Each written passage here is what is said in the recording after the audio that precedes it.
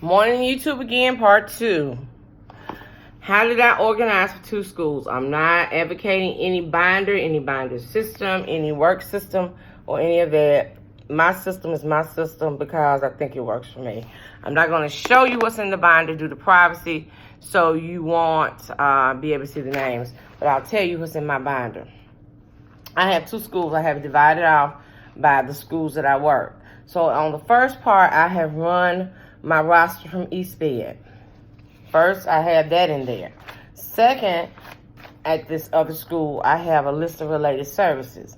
Then I asked the registrar, because it's the elementary school, to run off the student rosters for each teacher. I have that in there. So she did that for me so I know who's in what class. Then I have the staff roster. And the people were very nice to show me who team talked with each other. So when I did the invitations, I can not only invite the SPED teacher, but I can invite the teachers that team talked together. Okay, in here I also have a copy of that particular school's master schedule because they only want their stuff done during specials. So which means while I'm planning my calendar, I'm going through here looking for the student. I'm looking at their due dates. I'm putting all that on my calendar, on my regular calendar first before I send out the invite through Outlook or how they tell you to use it. One other thing I did, I made myself a list of everybody that they tell you who's important. I know they send out all these lists. They tell you, oh, do this, do that, do this. Well, if you're working 2 schools and you have a diagnostician that's specific to you at another school or LSSP, I can kind of halfway show you this. I typed up just a little list of people who are important, like who does transportation, my clerk for both schools. I put the secretaries on here for both schools. I put the diagnostician for my feeder school because I have a middle school.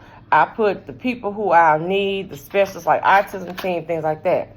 My district gave me a counting 45 days for assessment schedule, so that helped me out. So that's in here as well. My second school is the same way.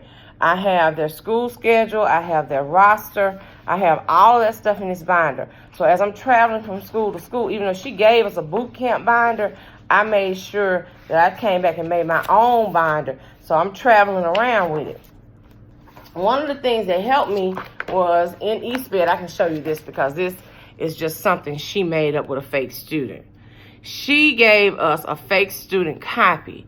She didn't just send the directions in East Bed.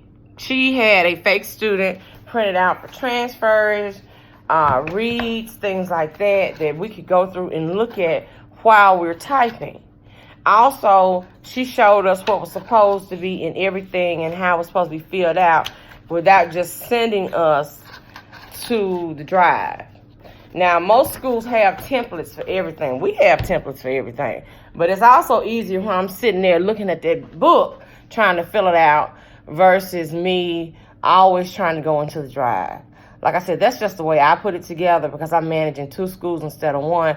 Even if I was managing 1 school, to me it's easier to flip through that book than I always have to go through teams to find out who's the homeroom teacher, who's this, what period are these people off if you already have it right there in your hand. I carry this binder in my backpack. Like I said, I'm not advocating any system. I'm not advocating anything because no one's paying me for profitability. Part 2, please, if you like these videos that I'm putting out, subscribe and I'll do more. If you want more videos, tell me what you want so we can talk about them. Have a good day.